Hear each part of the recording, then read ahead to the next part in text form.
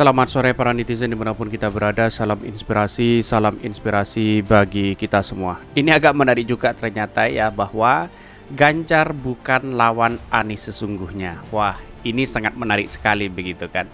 Melihat realitas hari ini di masyarakat bahwa banyak orang yang tertuju kepada Anies Baswedan begitu ya, bukan Ganjar begitu. Ganjar itu hanya dilirik oleh orang-orang yang birokrasi, terus kemudian orang-orang simpatisan begitu kan, atau bisa jadi ya kepentingan-kepentingan oligarki itu bisa dilirik seperti itu begitu. Tetapi melihat realitas di lapangan bahwa Anies Baswedan menunjukkan magnetnya luar biasa begitu ya, apalagi di kalangan rakyat kecil begitu. Yang dibicarakan itu adalah Anies Baswedan. Bayangkan ya, bisa saja ya apa yang diucapkan ini dalam berita Gelora ini ya, Ganjar bukan lawan Anies yang sesungguhnya. Siapakah mereka begitu kan ya?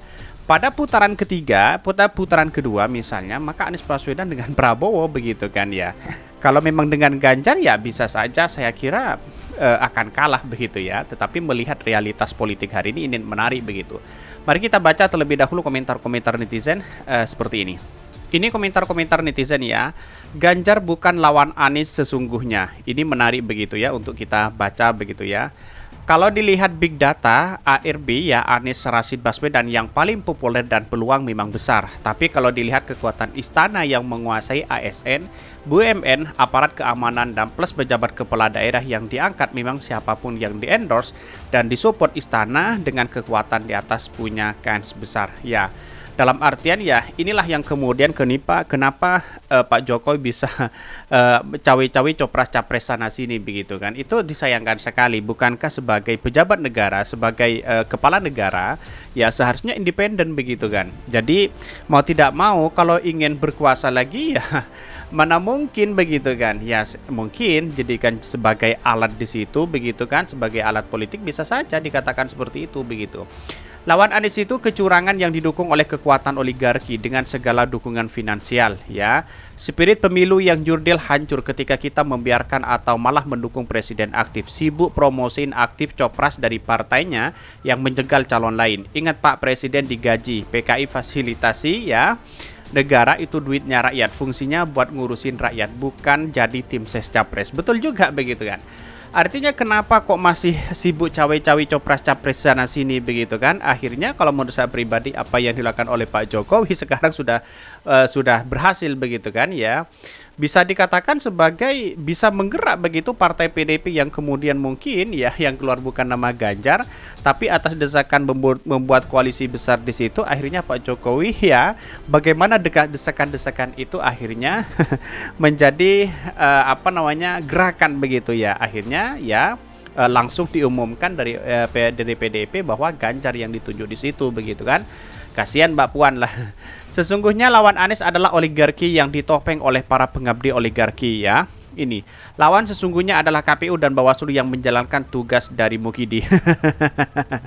Lawan Anies hanya KPU ya dan Bawaslu, dengan kardus ya bergemboknya dengan sewaktu-waktu bisa curang. Ini banyak sekali pro dan kontra begitu apa yang saya bacakan, tetapi melihat ini ketika ada kecurangan besar-besaran ya, ini menunjukkan bahwa demokrasi kita tidak sehat begitu.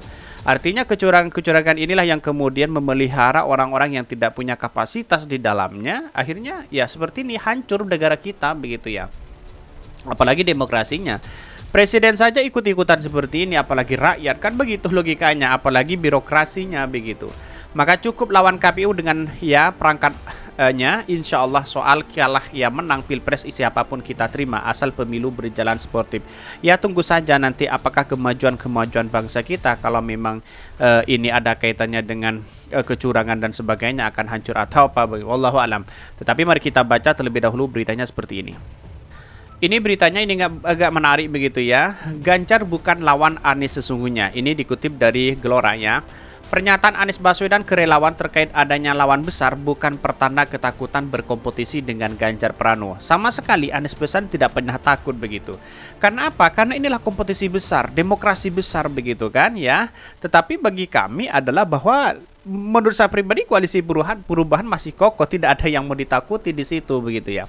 Bahkan analisa itu disampaikan pengamat politik dari Universitas Esa Unggulan Jamiluddin Ritonga Selasa yang menyikapi pernyataan Anies yang dianggap publik sebagai bentuk kekhawatiran menghadapi rival di Pilpres di 2024. Bahkan ya bagi Anies, Ganjar bukan lawan tanding sesungguhnya di 2024. Ganjar secara personal tak akan dikhawatirkan dan Anies dapat mengalahkannya ya, kata Jamiluddin kepada kantor berita politik kemarin. Artinya kejujuran itu akan menang di situ begitu ya. Kalau memang Anies Baswedan benar-benar dengan masyarakat jujur semua melakukan ini demi perubahan bangsa kita dengan kondisi rezim-rezim hari ini, bisa saja kemenangan Anies Baswedan saat ini begitu kan. Jadi sering saya menyampaikan kepada siapapun, kepada relawan Anies Baswedan, tidak hanya kita takut kepada siapapun begitu kan ya, bahkan gentir kepada siapapun, karena ini menunjukkan bahwa sebagai relawan ya, sebagai pendukung Anies Baswedan, tentu ini mempunyai cara masing-masing. Yang namanya kejujuran akan mengalahkan semuanya.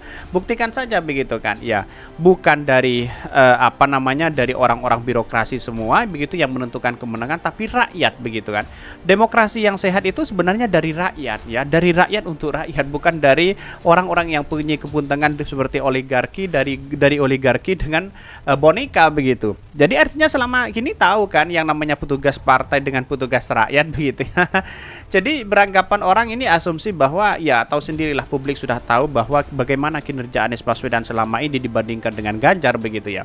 Saya tidak menjelek-jelekan siapapun, tapi kami melihat realitasnya dibandingkan dengan 2 periode dengan 1 periode, menunjukkan Anies Baswedan sangat luar biasa begitu kan ya.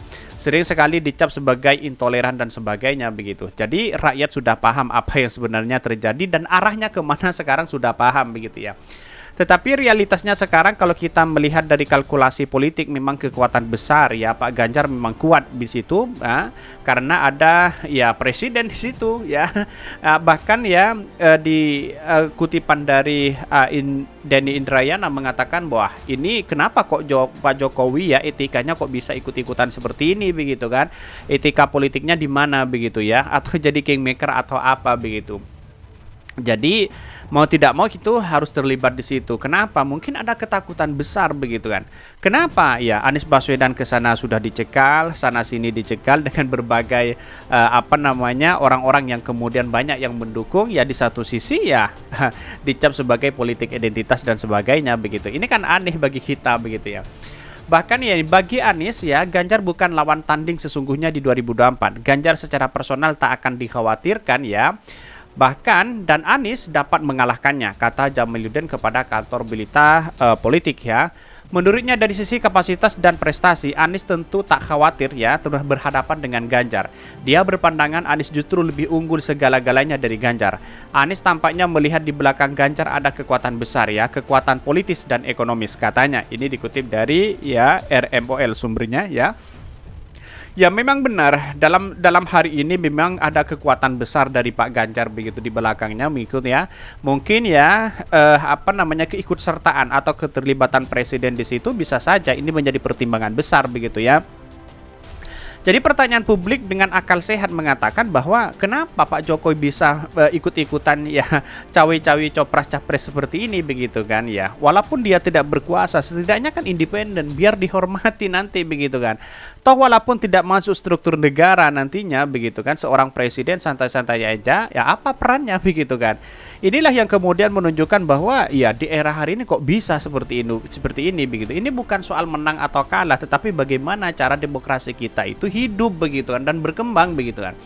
Dengan cara-cara seperti ini, pola-pola seperti ini, saya kira demokrasi akan hancur. Bayangkan nanti begitu, buktikan aja begitu kan. Seorang presiden saja bukan independen, malah ya cawe-cawe seperti ini begitu kan. Kira-kira seperti itu begitu kan. Apa yang saya kutip dari Denny Indrayana ini, tulisannya sangat luar biasa dan bagus begitu ya. Mungkin itu yang kami sampaikan. Tonton terus channel Khodari Podcast Rakyat ini, kan ada berita-berita menarik dan viral setiap harinya. Salam para netizen, salam inspirasi bagi kita semua. Jangan lupa di subscribe channel YouTube Khodari Podcast Rakyat ini.